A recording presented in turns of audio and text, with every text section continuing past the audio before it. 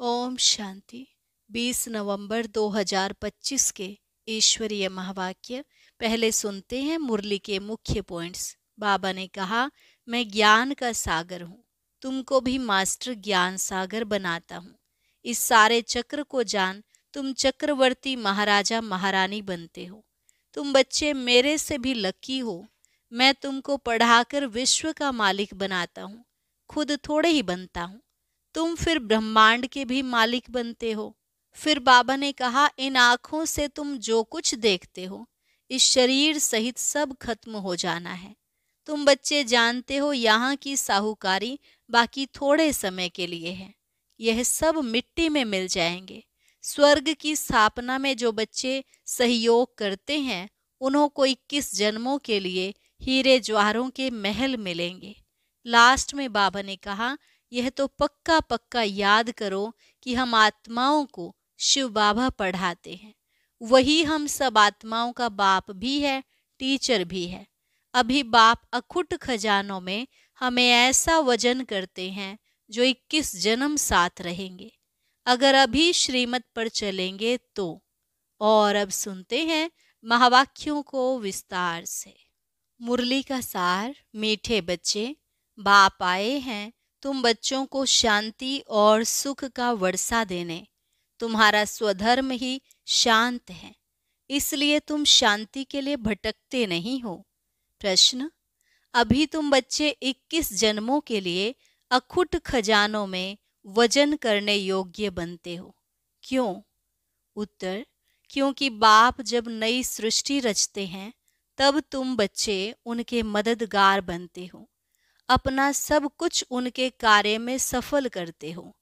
इसलिए बाप उसके रिटर्न में 21 जन्मों के लिए तुम्हें अखुट खजानों में ऐसा वजन करते हैं जो कभी धन भी नहीं खुटता, दुख भी नहीं आता, अकाले मृत्यु भी नहीं होती। गीत। मुझको सहारा देने वाले, दिल कहे तेरा शुक्रिया। ओम शांति। मीठे मीठे रूहानी बच्चों को ओम का अर्थ तो सुनाया है। कोई कोई सिर्फ ओम कहते हैं, परंतु कहना चाहिए ओम शांति। सिर्फ ओम का अर्थ निकलता है ओम आत्मा। ओम शांति का अर्थ है मैं आत्मा शांत स्वरूप हूँ। हम आत्मा हैं, यह हमारा शरीर है। पहले है आत्मा, पीछे है शरीर। आत्मा शांत स्वरूप है, उनका निवास स्थान है शांति धाम। बाकी कोई जंगल में जाने से सच्ची शांति नहीं मिलती है। सच्ची शांति मिलनी ही तब है जब घर जाते हैं। दूसरा, शांति चाहते हैं जहाँ अशांति है। यह अशांति का दुख धाम विनाश हो जाएगा, फिर शांति हो जाएगी। तुम बच्चों को शांति का वर्षा मिल जाएगा। वहाँ न घर में न बाहर राजधानी में अशांति होगी। उसको कहा जाता है शांति का राज्य। यहाँ है अशांति का राज्य, क्योंकि रावण राज्य है। वह है ईश्वर का स्थापन किया हुआ राज्य। फिर द्वापर के बाद आसुरी राज्य होता है। असुरों को कभी शांति होती नहीं। घर में, दुकान में, जहाँ तहाँ अशांति ही अशांति होगी। 5 विकार रूपी रावण अशांति फैलाते हैं। रावण क्या चीज है, ये कोई भी विद्वान पंडित आदि नहीं जानते, समझते नहीं हैं। हम वर्ष वर्ष रावण को क्यों मारते हैं? सतयुग त्रेता में यह रावण होता ही नहीं। वह है ही दैवी राज्य। ईश्वर बाबा दैवी राज्य की स्थापना करते हैं तुम्हारे द्वारा, अकेले तो नहीं करते हैं। तुम मीठे मीठे बच्चे ईश्वर के मददगार हो। आगे तो रावण के मददगार थे, अब ईश्वर आकर सर्व की सद्गति कर रहे हैं, पवित्रता सुख शांति की स्थापना करते हैं। तुम बच्चों को ज्ञान का अब तीसरा नेत्र मिला है। सतयुग त्रेता में दुख की बात नहीं, कोई गाली आदि नहीं देते, गंध नहीं खाते। यहाँ तो देखो गंध कितना खाते हैं। दिखाते हैं श्री कृष्ण को गौएं बहुत प्यारी लगती थी। ऐसे नहीं कि श्री कृष्ण कोई गवाला था, गऊ की पालना करते थे। नहीं, वहाँ की गऊ और यहाँ की गऊ में बहुत बहुत फर्क है। वहाँ की गायें सतो प्रधान बहुत सुंदर होती हैं, जैसे सुंदर देवताएं वैसे गायें। देखने से ही दिल खुश हो जाए। वह है ही स्वर्ग, यह है नरक। सभी स्वर्ग को याद करते हैं। स्वर्ग और नरक में रात दिन का फर्क है। रात होती है अंधियारी, दिन में है सोजरा। ब्रह्मा का दिन गोया ब्रह्मा वंशियों का भी दिन हो जाता।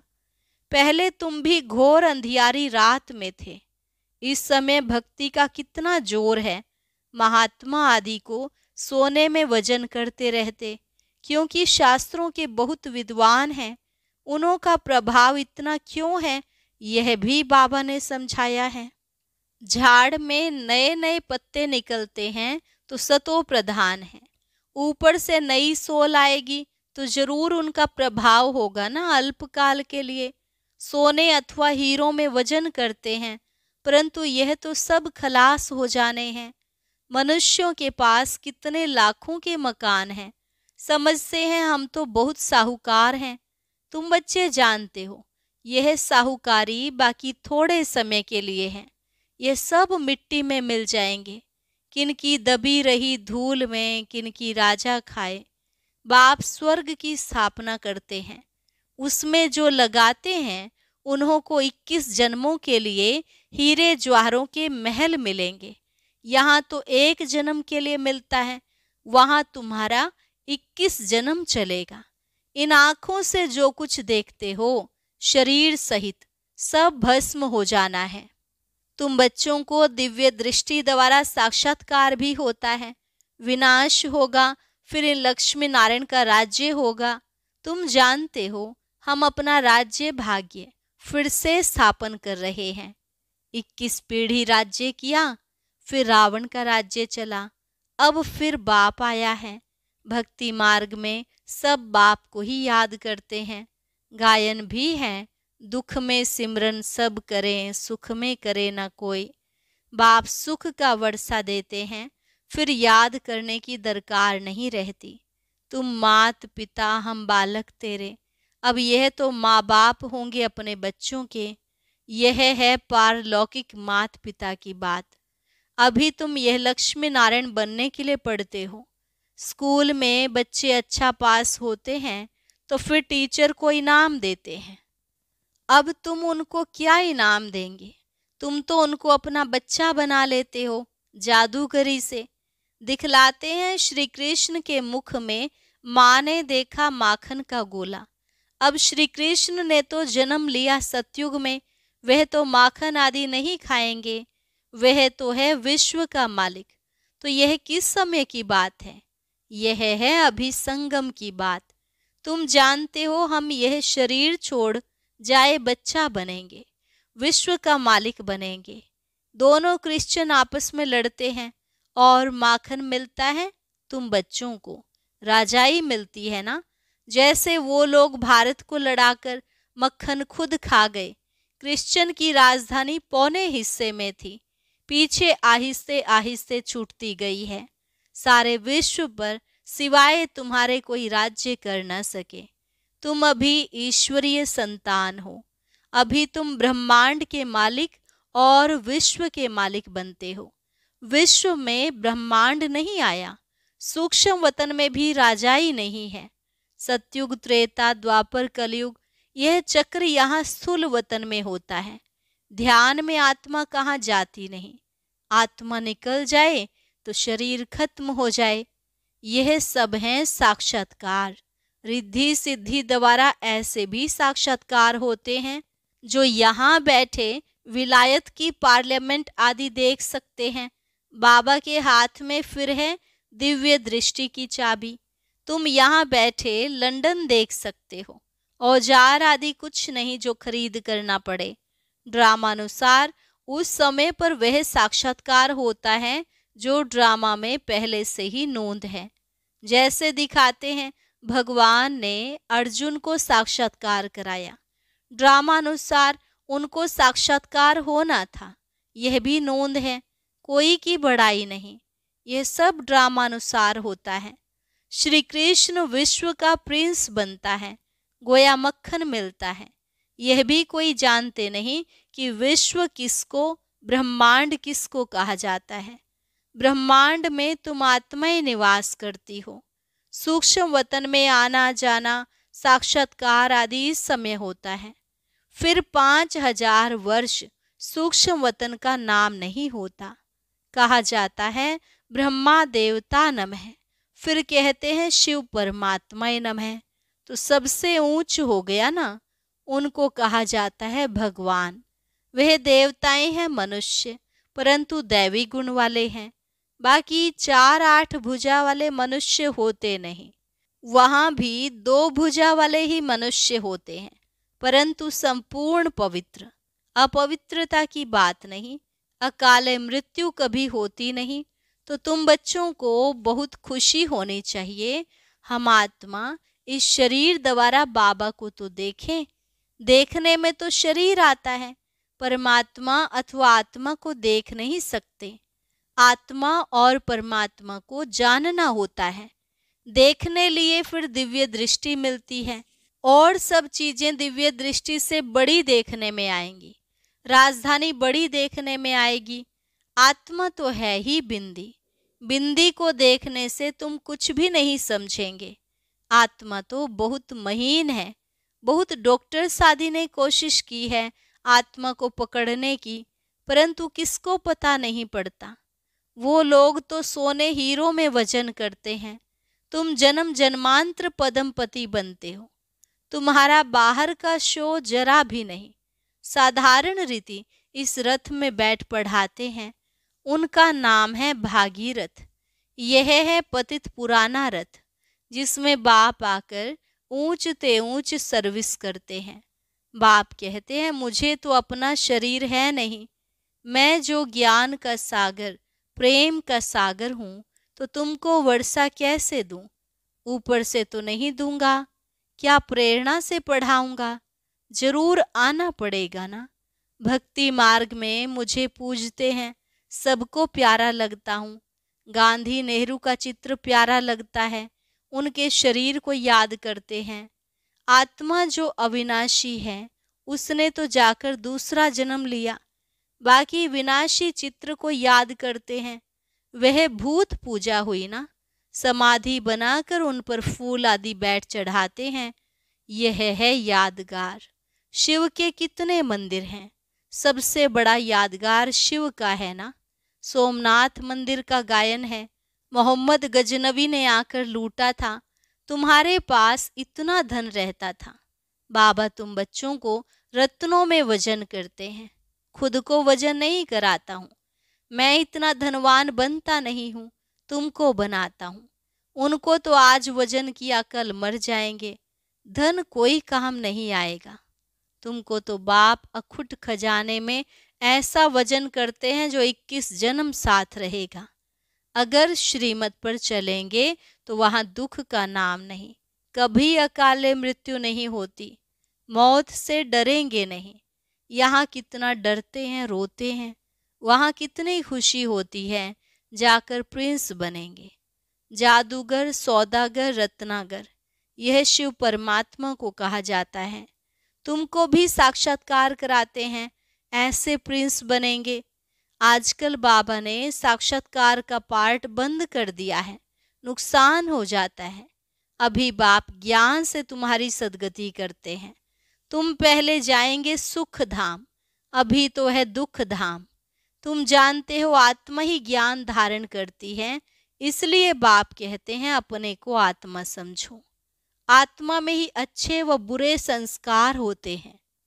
शरीर में हो तो शरीर के साथ संस्कार भस्म हो जाएं। तुम कहते हो शिव बाबा हम आत्माएं पढ़ती हैं इस शरीर द्वारा। नई बात है ना। हम आत्माओं को शिव बाबा पढ़ाते हैं, यह तो पक्का पक्का याद करो। हम सब आत्माओं का वह बाप भी है, टीचर भी है। बाप खुद कहते हैं मुझे अपना शरीर नहीं है, मैं भी हूँ आत्मा, परंतु मुझे परमात्मा कहा जाता है। आत्मा ही सब कुछ करती है, बाकी शरीर के नाम बदलते हैं। आत्मा तो आत्मा ही है। मैं परमात्मा तुम्हारे मुआफिक पुनर्जन्म नहीं लेता हूँ। मेरा ड्रामा में पार्ट ही ऐसा है जो मैं इनमें प्रवेश कर तुमको सुना रहा हूँ। इसलिए इनको भाग्यशाली रथ कहा जाता है। इनको पुरानी जूती भी कहते हैं। शिव बाबा ने भी पुराना लॉन्ग बूट पहना है।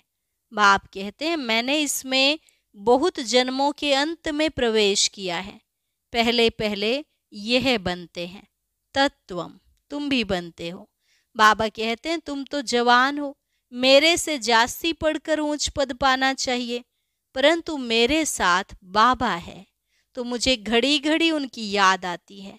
बाबा मेरे साथ सोता भी है, परंतु बाबा मुझे भाकी नहीं पहन सकते, तुमको भाकी पहनते हैं। तुम भाग्यशाली हो ना। शिव बाबा ने जो शरीर लोन लिया है तुम उनको भाकी पहन सकते हो। मैं कैसे पहनूं, मुझे तो यह भी नसीब नहीं है। इसलिए तुम लक्की सितारे गाए हुए हो। बच्चे हमेशा लकी होते हैं। बाप पैसे बच्चों को दे देते हैं तो तुम लक्की सितारे ठहरे ना। शिव बाबा भी कहते हैं तुम मेरे से लकी हो। तुमको पढ़ाकर विश्व का मालिक बनाता हूँ। मैं थोड़े ही बनता हूँ, तुम ब्रह्मांड के भी मालिक बनते हो। बाकी मेरे पास जास्ती दिव्य दृष्टि की चाबी है। मैं ज्ञान का सागर हूँ, तुमको भी मास्टर ज्ञान का सागर बनाता हूँ। तुम इस सारे चक्र को जान चक्रवर्ती महाराजा महारानी बनते हो। मैं थोड़े ही बनता हूँ। बूढ़े होते हैं तो फिर बच्चों को विल कर खुद वानप्रस्थ में चले जाते हैं। आगे ऐसे होता था, आजकल तो बच्चों में मोह जाकर पड़ता है। पारलौकिक बाप कहते हैं मैं इनमें प्रवेश कर तुम बच्चों को कांटों से फूल विश्व का मालिक बनाए, आधा कल्प के लिए सदा सुखी बनाए। मैं वानप्रस्थ में बैठ जाता हूँ। ये सब बातें शास्त्रों में थोड़े ही हैं।